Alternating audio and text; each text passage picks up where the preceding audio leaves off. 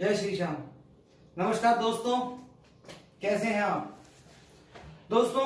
आज stock market से related मेरा दूसरा वीडियो जो मैं आपको आज बताने जा रहा हूं, उसको बताने से पहले मेरी आप लोगों से रिक्वेस्ट है कि उससे पहले आप इस वीडियो को देखें, उससे पहले आप इस फर्स्ट वीडियो का जो लिंक मैंने इसके डिस्क्रिप्शन बॉक्स में डाल रखा है उसको आप एक बार जरूर देख लें। उसके बाद आप इस वीडियो को देखें ताकि आपको ये अच्छा समझ में आए। यदि आप शेयर मार्केट के बारे में पहले से जानते हैं तो आप डायरेक्ट ये वीडियो भी देख सकते हैं। दोस्तों आज मैं आपसे इस मार्केट के बारे में व्हेन टू बाई और व्हेन टू सेल के बारे में डिस्कस करूंगा। ये टॉपिक इतना इजी नहीं है कि मैं आपको 15 से 20 मिनट में आपको समझा सकूं, लेकिन एक छोटा सा कंसेप्ट मैं आपको देने की कोशिश करूंगा। उसके माध्यम से आप अपनी एक रणनीति, स्ट्रेटजी इसको बोलते हैं, आप तैयार कर सकते हैं इस मार्केट में। उससे पहले मैं आपको एक बात बता दूं दोस्तों कि आप कभी भी एक सर्वे कीजिए और उस सर्वे के अंदर आप ये कीजिए कि जो भी व्यक्ति स्टॉक मार्केट से रिलेशन रखता है, अगर आप कभी भी उससे ये राय लेंगे कि मुझे स्टॉक मार्केट में काम करना है, तो आपको 95% व्यू NO के आएंगे, नो के आएंगे कि इस स्टॉक मार्केट में काम करने की जरूरत नहीं है, ये मार्केट कभी भी किसी भी व्यक्ति को कमा के नहीं देता। ये एक जनरल व्यू बता रहा हूं दोस्तों। अब दोस्तों एक छोटा सा क्वेश्चन मैं आप लोगों से करता हूं ताकि आप उन लोगों को ये बता सकें कि स्टॉक मार्केट में कोई खराबी नहीं है।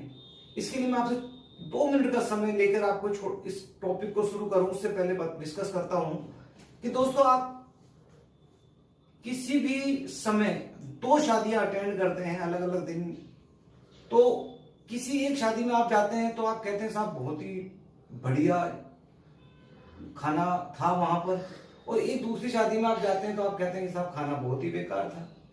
तो दोस्तों आपने बुराई किसकी की? खाने की। दोस्तों खाना बढ़िया था या खाना बेकार था, क्योंकि दोनों ही जगह शादियों में खाने की सामग्री लगभग एक जैसी ही यूज की गई थी।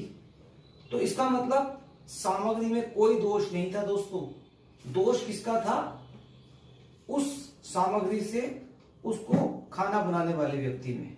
क्योंकि एक शादी में अगर अच्छा खाना मिला है आपको तो इसका मतलब उसका हलवाई बढ़िया था, और एक में अगर आपको खराब मिला है तो इसका मतलब उसका हलवाई खराब था। ठीक उसी प्रकार से स्टॉक मार्केट जो है वो खाने की सामग्री है दोस्तों। वो जो खाने की सामग्री है वो अच्छी या वो बुरी नहीं होती दोस्तों, लेकिन स्टॉक मार्केट में काम करने वाला व्यक्ति अर्थात जिसको हम हलवाई कह सकते हैं, उस पर डिपेंड करता है कि आपको वो खाना अच्छा बना के दे रहा है या वो आपको खाना बेकार बना के दे रहा है। तो दोस्तों इस मार्केट को दोष देने से बढ़िया आप उन व्यक्तियों को दोष दीजिए जो इस मार्केट में गलत तरीके से कार्य करते हैं। और आप इसी प्रकार से किसी भी शादी के खाने की बुराई करने से पहले खाने की बुराई न करके उस हलवाई की बुराई कीजिए जिसने उस खाने को तैयार किया है। इसलिए खाने को दोष ना दें। ठीक इसी प्रकार से आप इस मार्केट को दोष बिल्कुल भी ना दें। चलिए दोस्तों, ये मेरा एक स्टार्ट करने का थोड़ा सा आपको समझाने का एक लॉजिक था। अब मैं आपको इस मार्केट में काम करने के जो तरीके हैं वो 3 तरीके हैं, प्राइमरी मार्केट और सेकेंडरी मार्केट। अभी मैं आपसे प्राइमरी मार्केट के बारे में बिल्कुल भी बात नहीं करूंगा। नेक्स्ट वीडियो जब हम बात करेंगे, उससे अगले वीडियो के बारे में बात करेंगे, तब हम आपसे उस टॉपिक पे बात करेंगे। क्योंकि आजकल जो मार्केट चल रहा है वो प्राइमरी मार्केट का बिल्कुल भी नहीं चल रहा है। अब बात करते हैं दोस्तों सेकेंडरी मार्केट की।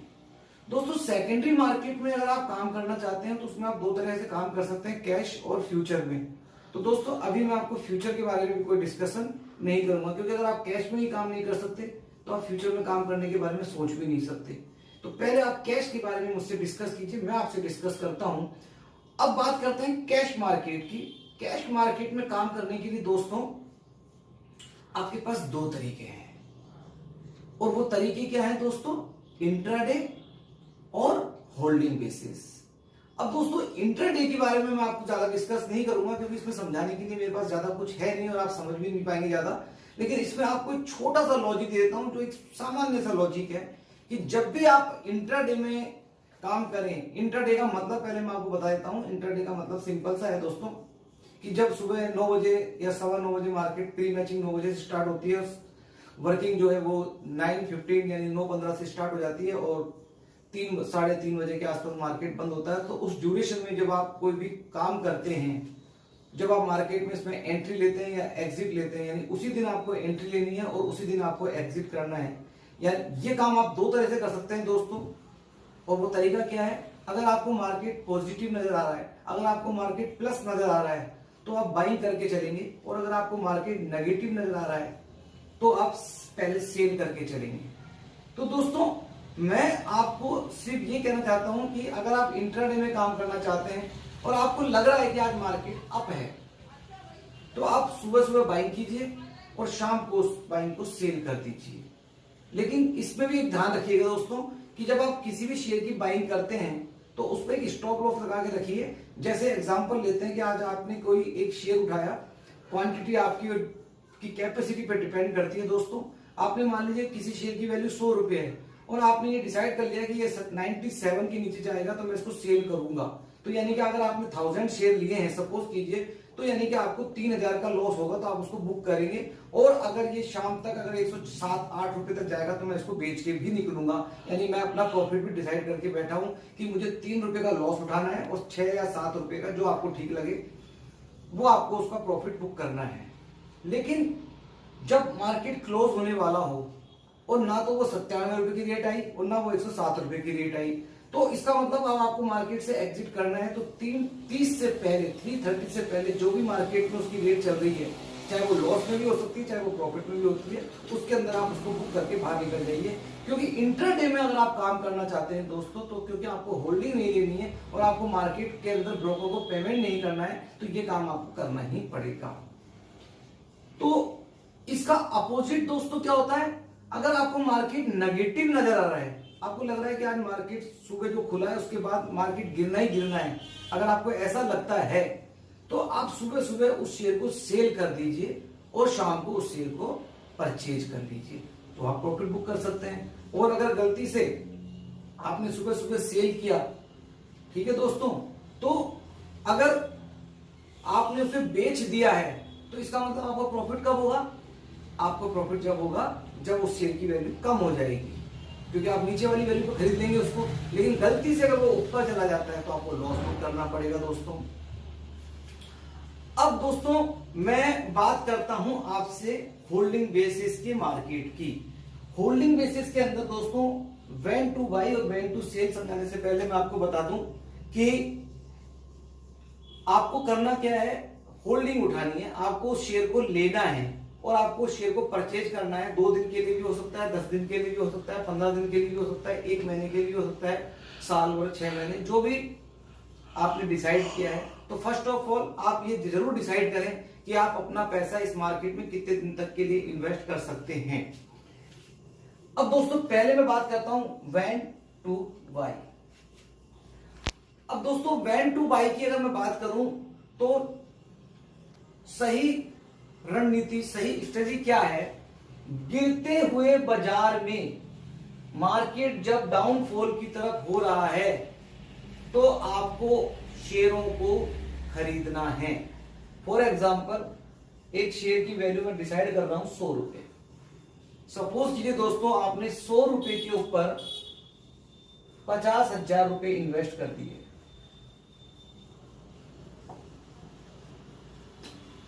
अब दोस्तों मार्केट आपके कहने से, मेरे कहने से नहीं चलने वाला। अब मान लीजिए वो जो शेयर की प्राइस है, आपकी तकदीर अच्छी है, आपका लक अच्छा है और आपने उस पर 20% का गेन सोच रखा है और वो गेन आपको खरीदने के बाद मार्केट नीचे गया ही नहीं और वो शेयर आपका 120 या 140 रुपए हो गया अगले 2 दिन में, 3 दिन के अंदर, और नीचे नहीं गया, तो यू आर लकी पर्सन और आप उस प्रॉफिट को बुक करके बाहर आ जाइए। लेकिन जर्नल में ये देखा गया दोस्तों कि जब आप कोई शेयर खरीद रहे हैं और मान लीजिए उसके बाद वो शेयर थोड़ा सा टूट जाता है, गिर जाता है, सपोज कीजिए उसकी प्राइस दोस्तों 80 रुपए आ जाती है, आप डर जाएंगे, अरे यार मैंने तो कल 100 रुपए का शेयर खरीदा था, 80 रुपए का रह गया। बिल्कुल घबराने की आवश्यकता नहीं है दोस्तों, इस कंडीशन के अंदर आपने यहाँ जो 50,000 रुपए इन्वेस्ट किए, यहाँ जाकर आप 60,000 रुपए इन्वेस्ट कर सकते हैं। आपकी तकदीर खराब है या मार्केट तो लगातार गिर ही रहा है और वो शेयर मान लीजिए 60 रुपए जाता है, तो यहाँ आप 60,000 रुपए या 70,000 रुपए, जो भी आपकी कैपेसिटी पे डिपेंड करता है दोस्तों, ये मैं नहीं बता सकता कि आपको कितने रुपए के शेयर खरीदने हैं। अब मान लीजिए यहाँ 40 रुपए आ जाता है दोस्तों, लेकिन उसके बाद दोस्तों क्या होगा कि शेयर थोड़ा सा गिर रहा है, मार्केट गिर रहा है तो शेयर भी गिर रहा है, तो उसके गिरने का जो प्रोसेस है वो पहले की कंपेरेटिवली थोड़ा सा स्लो हो जाएगा, यानी यहाँ 60 से वो 50 आ जाएगा और यहाँ आकर आपने सपोज कीजिए 80,000 रुपए और इन्वेस्ट कर दिए दोस्तों। अब दोस्तों बॉटम मैं भी नहीं जानता, आप भी नहीं जानते, लेकिन आप शेयर को खरीद तो सकते हैं। आप इस कंडीशन में जब मार्केट डाउनफॉल के, आप ये तो मान के ही चलना दोस्तों कि मार्केट जब गिरता है तो उठता भी है और उठता है तो गिरता भी है, लेकिन गिरते हुए बाजार में आपको बाइंग करनी है दोस्तों। लेकिन जनरल वे में ये जो मैं कह रहा हूं करना तो यही चाहिए, लेकिन रियलिटी में ऐसा होता नहीं है, इसका अपोजिट होता है, जिसके कारण से लोग स्टॉक मार्केट को खराब बताते हैं और इस मार्केट में काम करना पसंद नहीं करते। अब होता क्या है, पहले तो क्या बताया मैंने आपको बाइंग कैसे करनी है, लेकिन इसके अपोजिट रियलिटी सच्चाई क्या है वो पहले आप सुन लीजिए, ताकि वो सच्चाई सुनकर उस तरह से आप काम ना कर बैठे। जब 100 रुपए का शेयर दोस्तों 80 रुपए आ जाता है तो आपको मैंने कहा बाइंग कीजिए, जबकि इन्वेस्टर ऐसा जनरली करता नहीं है। 60 आ जाता है तो वो डर जाता है, 50 आ जाता है तो वो और ज्यादा डर जाता है, कहता मेरे शेयर की वैल्यू तो आधी रह गई। अब इससे क्या होगा, मार्केट में जो भी व्यक्ति काम करता है वो आपको डरा देगा, चैनल वाले आपको डरा देंगे, आपके यार दोस्त आपको डरा देंगे, जो इस मार्केट में जो लोग काम करते हैं वो आपको डरा देंगे, बोले भैया तू कर क्या रहा है, अपने पैसे तुमने आधे कर दिए। जबकि इस डर के वजह से आप अपने 100 रुपए के खरीदे हुए शेयर को कुछ लोग 80 में बेच के निकल जाएंगे, कुछ लोग 60 में बेच के निकल जाएंगे और कुछ बचे कुछ लोग 50 में बेच के निकल जाएंगे। और अगर मान लीजिए कोई दमदार व्यक्ति है, कोई अच्छा व्यक्ति है और वो यहां नहीं बेचेगा तो वो क्या करेगा दोस्तों, यहां नहीं बेचेगा और मार्केट यहां से ही चलना शुरू कर देता है बाय द वे, तो वो क्या करेगा, 60 रुपए रेट आएगी थोड़ा सा खुश होगा, 80 रुपए की रेट आएगी, या तो वो 50 रुपए की रेट को देखने के बाद या तो वो 60 रुपए में बाहर हो जाएगा या फिर वो 80 रुपए में बाहर हो जाएगा, वो 100 रुपए का इंतजार भी नहीं करता। और अगर मान लीजिए कोई बहुत ही ढीठ किस्म का इन्वेस्टर है तो दोस्तों जैसे ही 100 रुपए की रेट आएगी 100%, 99% तो आप मान के चलिए कि जिस व्यक्ति ने 100 रुपए का शेयर खरीदा है वो 50 रुपए की रेट जब शेयर की देख लेगा और वापिस जैसे ही वो 100 रुपए की शेयर की रेट आएगी ना तो वो मार्केट को छोड़ देगा, वो शेयर से निकल जाएगा। रियलिटी क्या है, कारण क्या है, रीजन क्या है, मैं बताता हूं आपको। क्योंकि उसने अगर यहाँ पर 1 लाख के शेयर खरीदे हैं और 1 लाख की वैल्यू जब उसकी 50,000 की रह जाएगी और महीना 2 महीना 3 महीने 4 महीने में जब उसकी वापिस से वैल्यू 1 लाख आएगी तो वो कहना गंगा नहाया, बाहर निकलो भाई साहब, कमाया नहीं कोई गम नहीं, कम से कम पैसे तो बच गए। दोस्तों वही व्यक्ति जो इस मार्केट से कुछ भी कमा के नहीं गया, फिर मार्केट को दोष दे रहा है, मार्केट को बुरा बता रहा है, वही व्यक्ति अगर यहां 100 रुपए में उसने शेयर खरीदा था, यहां भी खरीद लेता, यहां भी खरीद लेता और यहां भी खरीद लेता, तो अगर उसका एवरेज हम निकालें तो 60 से 80 रुपए के बीच में उसका एवरेज बैठता, क्योंकि आपने नीचे वाले लेवल पे माल ज्यादा खरीदा है और नीचे वाले लेवल पे जब आप बाइंग ज्यादा करेंगे तो आपकी जो एवरेज कॉस्ट है वो धीरे धीरे क्या होती जाएगी, कम हो जाएगी। और अगर मान लीजिए उसका एवरेज इन दोनों के बीच में बैठ गया और सपोज कीजिए वो जब कभी भी मार्केट 100 रुपए पे वापस पहुंचता है और जब वो यहाँ से एग्जिट करता है तो क्या होगा, एक तो क्वांटिटी डबल हो जाएगी क्योंकि लाख की जगह उसके पास कम से कम 3 लाख का माल है, और जब यहाँ वो निकलेगा तो कम से कम भी नहीं तो वो 20 या 30 या 40% का रिटर्न लेके निकलेगा। वही व्यक्ति या तो वो यहाँ लॉस बुक कर रहा था, या तो यहाँ लॉस बुक कर रहा था, या फिर यहाँ नो प्रॉफिट नो लॉस में निकल रहा था। वही व्यक्ति अगर गिरते बाजार में कंटिन्यूसली थोड़ी थोड़ी बाइंग करता तो डेफिनेटली वो इन फ्यूचर कुछ ना कुछ पैसा कमा के निकल जाता। क्योंकि मैंने आपको पहले ही कहा कि इन्वेस्टमेंट आप कर रहे हैं, और जब पैसा आप इन्वेस्टमेंट करते हैं, जब आप बैंक में जाते हैं और 1 लाख रुपए की एफडी 5 साल के लिए करा के आते हैं, तो 5 साल तक आप कभी भी जाके बैंक वाले से नहीं पूछते कि आज मेरा पैसा कितना हो गया, आज मेरा पैसा कितना हो गया, आज मेरा पैसा कितना हो गया। आप कभी नहीं पूछते उससे। आप 5वें साल में उसके पास जाते हैं और जाकर आप उसको बॉन्ड देते हैं, और वो आपको 1 लाख रुपए का जो भी 6% का रिटर्न आता है वो रिटर्न आपको करके वो कैलकुलेट करके आपको दे देता है। उस समय आप जाके वो पैसा ले आते हैं। तो दोस्तों, जब वहां आप बार बार घोचा नहीं कर रहे, बार बार आप जा नहीं रहे, तो फिर यहां आप ऐसा क्यों कर रहे हैं? यहां भी आप बिल्कुल उसी तरह से, क्योंकि आप इन्वेस्ट कर रहे हैं, इंट्राडे नहीं कर रहे हैं। इंट्राडे का मतलब तो प्रॉफिट एंड लॉस तो आपको डेफिनेटली बुक करना ही है। सेम डे में अगर आप ट्रांजेक्शन कर रहे हैं और शाम को 3:30 बजे मार्केट छोड़ रहे हैं, तो लॉस या profit no profit no loss ये 100% होना है। लेकिन इन्वेस्टमेंट की कंडीशन में दोस्तों आप हमेशा प्रॉफिट कमा सकते हैं, लेकिन उसके लिए एक ही रणनीति है कि गिरते हुए बाजार में आप जरूर पैसा लगाएं, चाहे आपको डराने वाले लोग कितने ही बाजार में क्यों ना बैठे हों।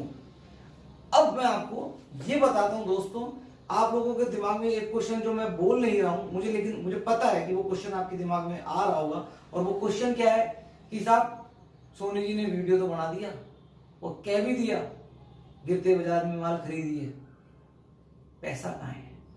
तो दोस्तों, इसीलिए जब आप इस लेवल पे पैसा इन्वेस्ट कर रहे हैं ना दोस्तों, तो आप पूरा पैसा एक साथ कभी भी यहां इन्वेस्ट ना करें।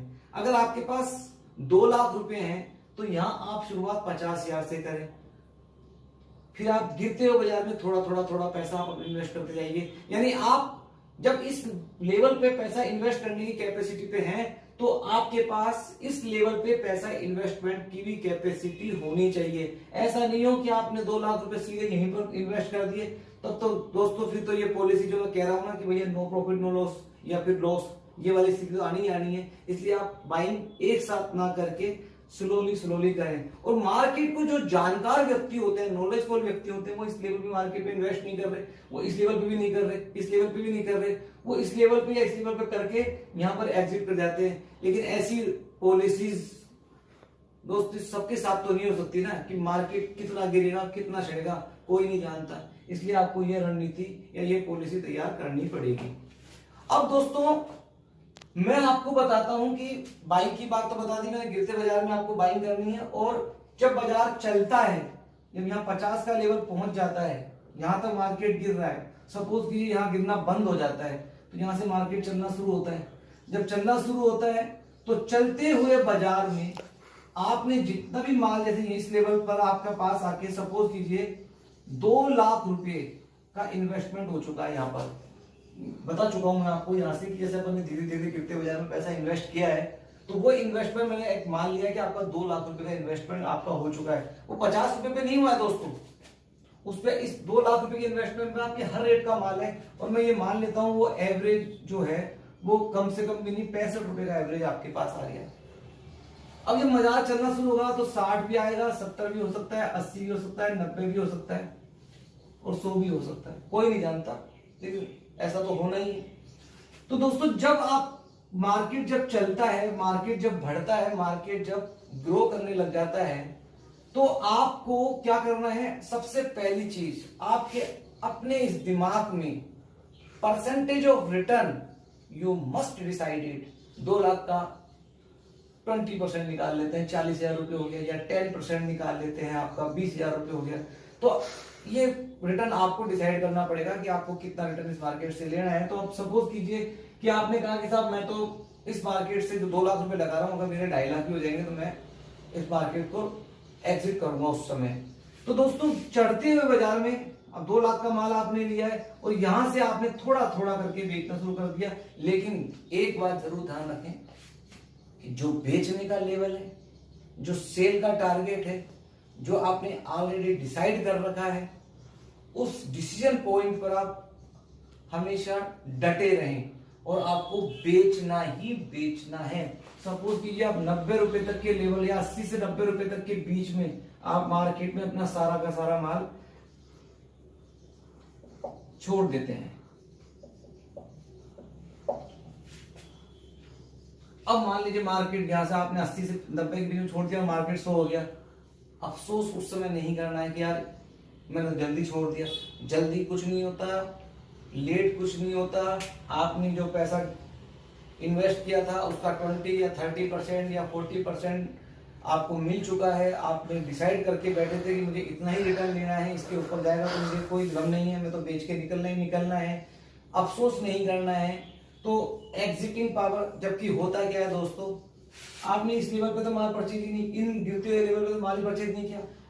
ये तो सही पॉलिसी थी कि गिरते बाजार में खरीद रहा था और बढ़ते बाजार में बेच रहा था। जबकि इसका होता क्या है, इसका उल्टा होता है। आप इस लेवल पे जाके कुछ नहीं खरीद रहे, गिरा ही, खरीदा ही नहीं, खरीदा ही नहीं, खरीदा ही नहीं, खरीदा ही नहीं। ये रियलिटी है।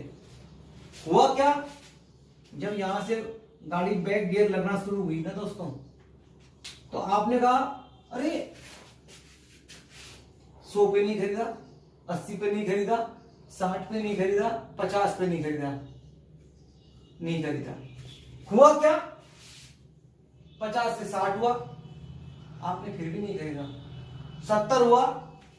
अब 70 होते ही आप लोगों का प्लान हुआ, अरे यार ये मार्केट में मैं कैसे चूक गया, ये तो कितना बढ़िया कमा के दे रहा है, देखो 50 से 60 हो गया, 70 हो गया।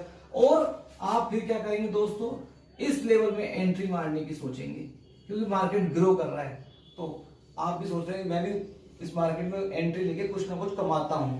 और आप जब इस लेवल पे घुस जाएंगे, मान लो 75 या 80 के लेवल पे आप घुस जाएंगे, क्योंकि आप 50 के लेवल पे तो गए ही नहीं थे, आप तो 75 से 80 के लेवल पे जा रहे हैं। अब होगा क्या, जब आप यहाँ इस लेवल पे घुसेंगे और 90 का लेवल आएगा, ठीक ठीक 5 से 10% का रिटर्न हो रहा है आपको, लेकिन आप क्या सोचेंगे, अरे अभी क्या बेचना, अभी तो मैंने कमाना शुरू किया है।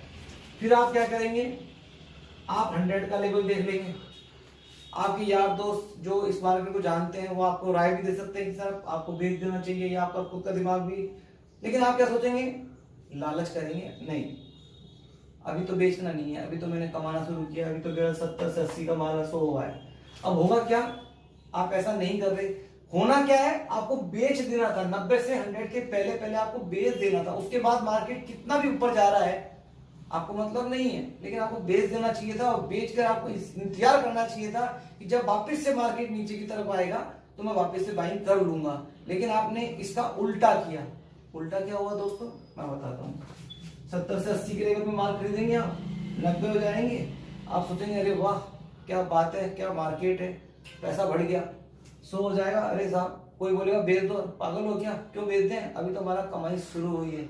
अब हुआ क्या दोस्तों, मार्केट यहां से जब रिवर्स मारेगा, वापिस 90 आएगा ना दोस्तों, तो आपके दिमाग में क्या आएगा, अरे यार मैंने 100 रुपए की रेट देख के बेचा नहीं, जिस दिन ये 100 रुपया आएगा उस दिन मैं बेच दूंगा।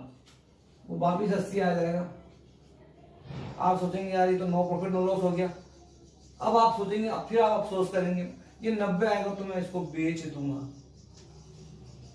वो 60 आ गया, आप बोलेंगे दोस्तों, अब आप क्या सोचेंगे, यार मैंने 75 से 80 लिया था तो मेरे को नुकसान हो रहा है, ये जिस दिन 70 से 80 के बीच में आएगा मैं तो उसको बेच दूंगा। और दोस्तों जब ये और कहीं गलती से 50 आ गया तो दोस्तों आप सोचेंगे, अरे यार कल तो ये 60 था, कल ही बेच देता तो कल लॉस कम होता। और अगले दिन ये वैसे ही वापिस 60 होता है या 70 होता है। आप क्या बोलेंगे, जयराम जी की ऑनलाइन काम करते हैं तो आप बटन दबाएंगे बेच देंगे, ऑफलाइन करते हैं तो ब्रोकर को फोन करेंगे और बेच देंगे। अल्टीमेटली अगर आपने बताई गई मेरी पॉलिसी के अपोजिट काम करेंगे, और दोस्तों 99% लोग पॉलिसी के अपोजिट ही काम करते हैं, तो उससे उसके उनको सदैव लॉस ही उठाना पड़ता है। तो कहने का मतलब क्या है दोस्तों, 3 बातें हैं। पहली, आपको जितना भी माल परचेज करना है, जितना भी माल आपको परचेज करना है, first of all you decided कि आपको इस मार्केट में पैसा कितना इन्वेस्ट आप कर सकते हैं, आपकी कितनी कैपेसिटी इस मार्केट में इन्वेस्टमेंट करने की है। हर व्यक्ति की कैपेसिटी दोस्तों अलग अलग होती है। मैं अगर मान लीजिए 4 या 5 रोटी खाता हूं, तो मेरी ही एज का कोई आदमी जरूरी नहीं है 5 या 6 रोटी खाता हो सकता है 3 भी खाता हो, और हो सकता है कि कोई 10 भी खाता हो। तो दोस्तों हर आदमी की डाइट अलग अलग होती है, हर आदमी की लंबाई चौड़ाई अलग अलग होती है। तो इसी प्रकार से हर आदमी की इन्वेस्टमेंट कैपेसिटी भी अलग अलग होती है। किसी के पास मार्केट में इन्वेस्टमेंट करने के लिए सिर्फ हो सकता है 10,000 ही हो, और किसी के पास 10 लाख भी हो, किसी के पास 1 लाख भी हो, और किसी के पास 50 लाख भी हो। तो आपके पास जो पैसा है आप उससे आपको बाइंग करनी है, और उस सारे के सारे पैसे को आपको एक साथ इन्वेस्ट कभी नहीं करना है। आपको धीरे धीरे गिरते हुए बाजार में पैसे को इन्वेस्टमेंट करना है, और मार्केट जब ग्रो की तरफ जाए तो अपना एक टारगेट डिसाइड करना है कि मुझे इस लेवल पे मार्केट को एग्जिट करना ही करना है, उसमें अफसोस नहीं करना है। इसका मैं एक एग्जांपल दे देता हूं। जब आप जयपुर से, मैं जयपुर का रहने वाला हूं, जब आप जयपुर से कहीं जाते हैं तो ऑनलाइन या ऑफलाइन जब आप टिकट लेते हैं तो आप टिकट पहले ही लेके बैठते हैं गाड़ी के अंदर। जैसे मान लीजिए मैंने अलवर तक की टिकट ली, और जैसे ही वो अलवर का स्टेशन आता है तो मैं उतर जाऊंगा। मेरे को गाड़ी में बैठने वाले कई लोग कहेंगे अरे क्यों उतर रहे हो, ये गाड़ी तो दिल्ली तक जा रही है। मुझे दिल्ली नहीं जाना भाई, मुझे अलवर ही जाना है। मैंने टिकट अलवर तक की ही ली है भाई। मैंने 50 रुपए का शेयर लिया है भाई, मेरे को 70 रुपए का टारगेट था भाई, मेरा 70 रुपए का शेयर आ गया है, मुझे बेचना है। अगर इस लेवल पे आकर कोई व्यक्ति आपसे कहता है अरे भाई साहब क्या कर रहे हो, कल तो ये 80 हो जाएगा, मत बेचो भाई, तू बेच लेना 80 पे, मुझे तो मेरे को 70 पे बेचने दे और मुझे प्रॉफिट को बुक करने दे, मैं यहाँ बेचूंगा। वापिस से अगर ये 50 से 60 के बीच में आएगा तो मैं वापिस से ले लूंगा, लेकिन मुझे मेरे को मेरा प्रॉफिट बुक करना है। दोस्तों मैं आपको एक लाइन कह देता हूं, इस मार्केट में केवल वही आपका है जो आपने बुक कर लिया।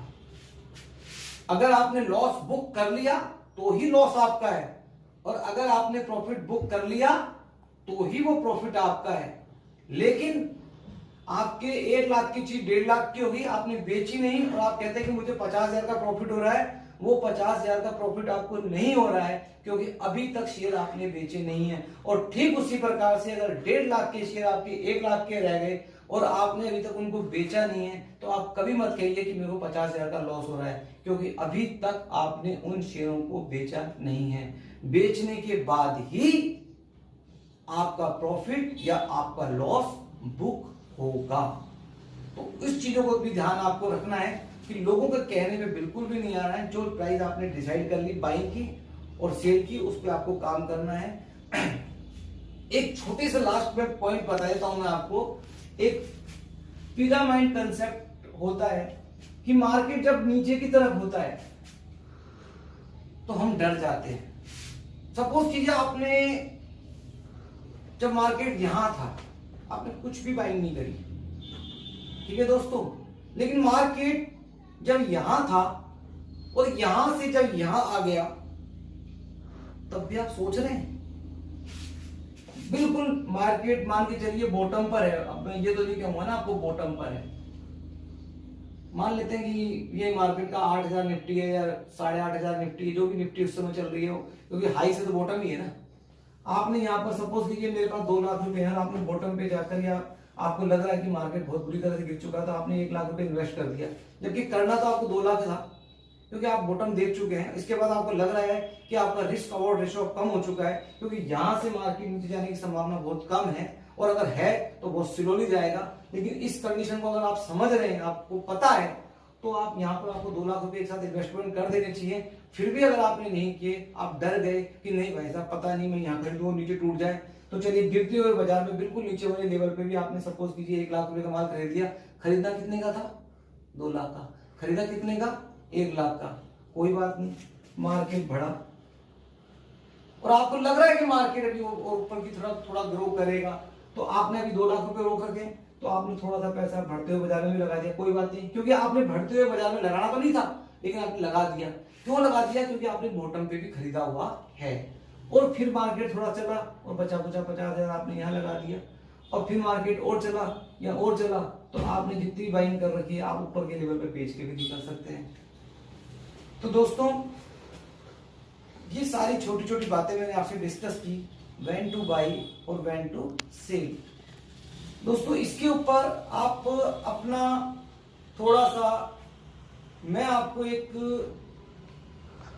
एज ए फ्रेंड गाइड कर रहा हूं कि आप कूल माइंड से डिसाइड करके मार्केट में पॉलिसी के साथ काम कीजिए, और कुछ दिन आप 6 महीने मेरी पॉलिसी को अपना के देखिए, और देखिए कि ये मार्केट आपको बढ़िया कमा के देगा। और इसके बाद हम आपसे अगले वीडियो में डिस्कस करेंगे, जिसके अंदर मैं आपको जो शेयर्स मुझे अच्छे लगते हैं कि भाई इन शेयरों पे काम करना चाहिए या कैसे काम करना चाहिए, उसके बारे में थोड़ा सा मैं आपसे डिस्कस करना चाहूँगा। क्योंकि मैं चाहता हूँ कि अगर कोई शेयरों की नॉलेज या जानकारी मुझे है तो आप उन पे काम करें या नहीं करें वो आपका सोचना होगा, मेरा नहीं है। मेरा काम सिर्फ आपको गाइड करने का है। जैसे मैंने आपको बताया ऐसे करना है, ऐसे करना है, बता चुका। आप वीडियो देख भी लेंगे, पढ़ भी लेंगे, सुन भी लेंगे, समझ भी लेंगे, लेकिन काम आप वैसे ही करेंगे जैसे आपका दिमाग करता है। मेरे कहने से नहीं चलेंगे, लेकिन आप इन रूल्स को थोड़ा सा फॉलो कीजिए। दोस्तों, अगर इस पूरे वीडियो को, जो बोर्ड पे मैंने लिखा है, इसको मैं लिंक जो डिस्क्रिप्शन बॉक्स है उसके अंदर मैं डाल दूंगा, वहां पर आप उसको देख लीजिएगा, जिसको आपको थोड़ा समझ में आ सके। और इन सभी बातों को ध्यान में रखते हुए हम आपसे अगले वीडियो में मिलते हैं। दोस्तों, जय श्री श्याम।